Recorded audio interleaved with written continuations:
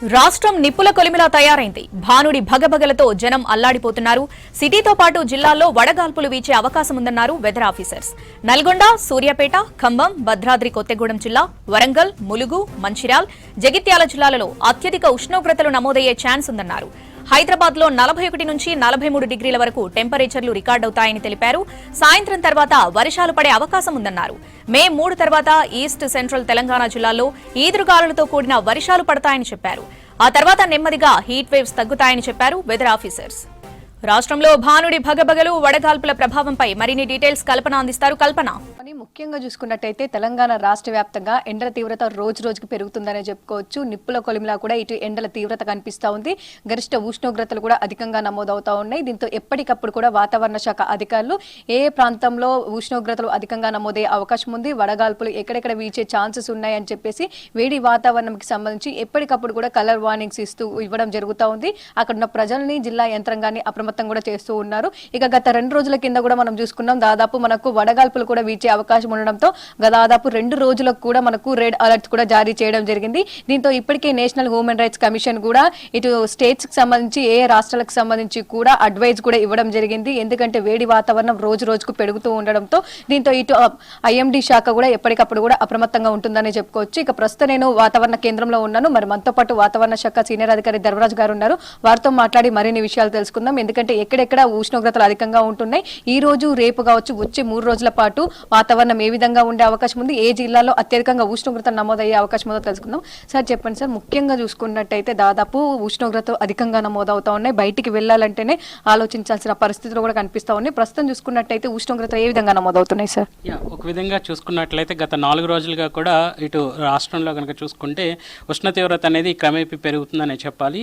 ఒక విధంగా నిన్నటితో పోలిస్తే ఈ రోజు కొంచెం స్వల్పంగా తగ్గుదల కనిపించినప్పటికీ కూడా ఇటు ఉత్తర తెలంగాణ జిల్లాలతో పాటు దక్షిణ తెలంగాణ భాగాల్లోనూ ఇంకా సిటీ పరంగా కూడా చూసుకున్నట్లయితే గరిష్ట స్థాయిలో ఒక ఉష్ణోగ్రతలు అనేవి నమోదవుతున్నాయి. అధికంగా కనుక చూసుకున్నట్లయితే ఆదిలాబాద్ అలాగే నిజామాబాద్లో గరిష్టంగా 44 డిగ్రీల వరకు కూడా ఈరోజు నమోదైన గణాంకాలు చూడొచ్చు.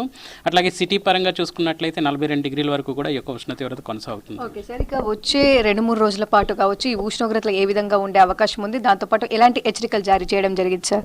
ప్రస్తుతం కనుక చూసుకున్నట్లయితే రానున్న 2-3 రోజులు కూడా ఇటు ఉత్తర తెలంగాణ భాగాల్లో ఉన్నటువంటి ఉమ్మడి ఆదిలాబాద్ జిల్లాలు, అలాగే చూసుకున్నట్లయితే మహబూబ్ నగర్ జిల్లాల్లో కూడా ఎండ తీవ్రత 41 నుంచి 44 డిగ్రీల వరకు కొనసాగినప్పటికీ ఇటు సిటీ పరంగాను సిటీ పరిసర ప్రాంతాల్లో కూడా ఈ ఎండ తీవ్రత అనేది కొంచెం స్వల్పంగా తగ్గి 36 నుంచి 40 డిగ్రీల వరకు కూడా కొనసాగి సాయంత్రం సమయంలో తేలికపాటి జల్లులు అనేవి 4-5 రోజులు కూడా ఉండే అవకాశాలు కూడా కనిపిస్తున్నాయి. ఓకే సార్, ఇక ఈ రోజుకి సంబంధించి జిల్లాలకి ఎలాంటి కలర్ వార్నింగ్స్ ఇచ్చారు, ఏ జిల్లాలో ఎంత మేర ఉష్ణోగ్రతలు నమోదయ్యే అవకాశం ఉంది సార్? ముఖ్యంగా చూసుకున్నట్లయితే ఇటు ఉమ్మడి ఆదిలాబాద్ జిల్లాలో ఉన్నటువంటి ఆదిలాబాద్, అలాగే కొమరంభీం, ఆసిఫాబాద్, నిర్మల్, మంచిర్యాల్, జగిత్యాల్, వీటితో పాటు నిజామాబాద్, రాజన్న సిరిసిల్ల, కరీంనగర్, ఇంకా మెదక్, సంగారెడ్డితో పాటు ఉమ్మడి మహబూబ్ నగర్ జిల్లాలో ఉన్నటువంటి మహబూబ్ నగర్, నాగర్ కర్నూలు, వనపర్తి, జోగులాంబ గద్వాల్, నారాయణపేట జిల్లాలు ఎండ తీవ్రత అనేది ఇక్కడ సుమారు 41 నుంచి 44 డిగ్రీల వరకు కొనసాగుతుండగా మిగిలిన జిల్లాల్లో మనకి సుమారు 36 నుంచి 40 డిగ్రీల వరకు కూడా కొనసాగి రేపు కూడా ఇట్లాంటి వాతావరణ పరిస్థితులు కొనసాగినప్పటికీ కూడా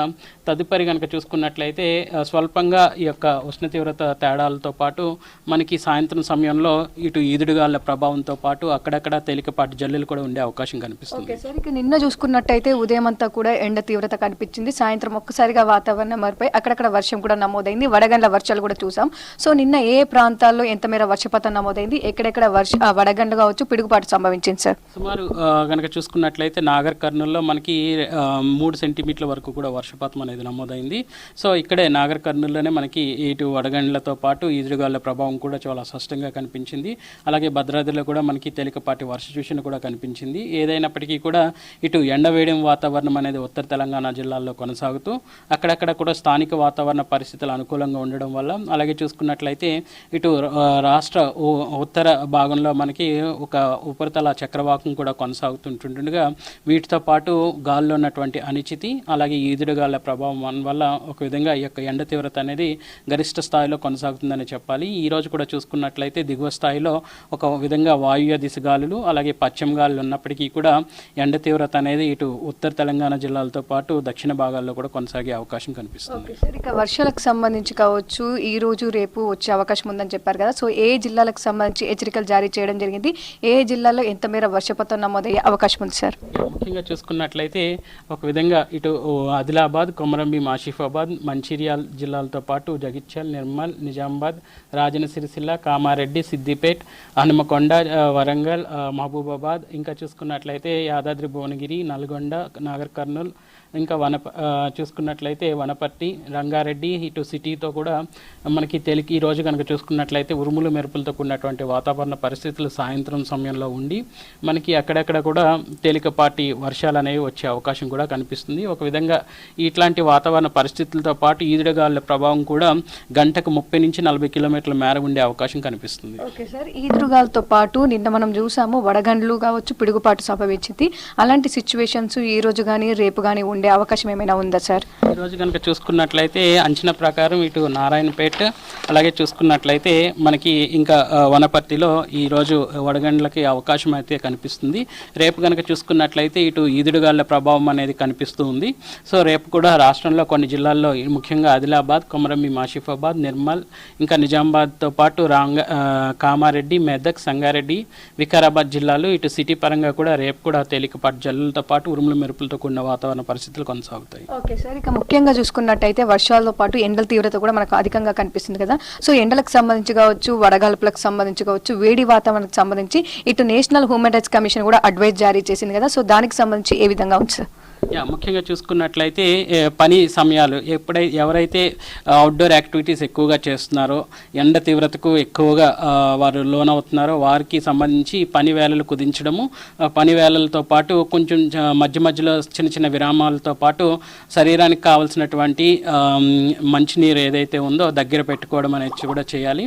ఒక విధంగా శరీరానికి సమ్మతో కూడినటువంటి పనులు చేసేవారు మాత్రం ఎండ తీవ్రత సమయంలో మాత్రం స్వల్పమైనటువంటి విరామం తీసుకుంటూ మధ్య మధ్యలో శరీరానికి కావాల్సిన తగినంత మోతాదులో మంచినీరు కానీ, ఇంకా కొబ్బరి నీళ్ళు కానీ, ఇంకా మజ్జిగ కానీ తీసుకోవడం వల్ల ఒక విధంగా ఎండ తీవ్రత నుంచి బారి నుంచి పడే అవకాశం కూడా లోనవ్వకుండా ఉంటారనేసి వారి హెచ్చరికలు అనేవి కూడా సూచనలు కూడా జారీ చేయడం జరిగింది. ఓకే సార్, ఇక ప్రస్తుతం చూసుకున్నట్టయితే ఎండలతో పాటు వర్షాలు ఉన్నాయని చెప్తా ఉన్నారు. ఏమైనా ఈ వర్షాల వల్ల ఉష్ణోగ్రతలు తగ్గే అవకాశం ఉందా, లేదంటే ఉష్ణోగ్రతలతో పాటు ఇటు వడగాల్పులు కూడా ఉండే అవకాశం ఉందా సార్?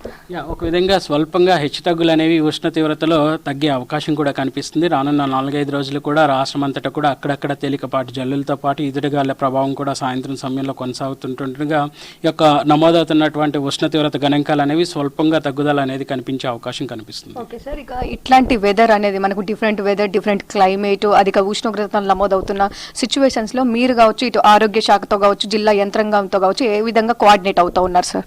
ముఖ్యంగా చూసుకున్నట్లయితే ఏ జిల్లాలకు గరిష్ట స్థాయిలో ఉష్ణ తీవ్రత నమోదవుతుందో వాటికి ప్రజలకు అర్థమయ్యే రీతిలో కలర్ వార్నింగ్స్ ఇవ్వడం, అలాగే వాళ్ళని ఎప్పటికప్పుడు అలర్ట్ చేయడం అనేది కూడా జరుగుతూ ఉంటుంది.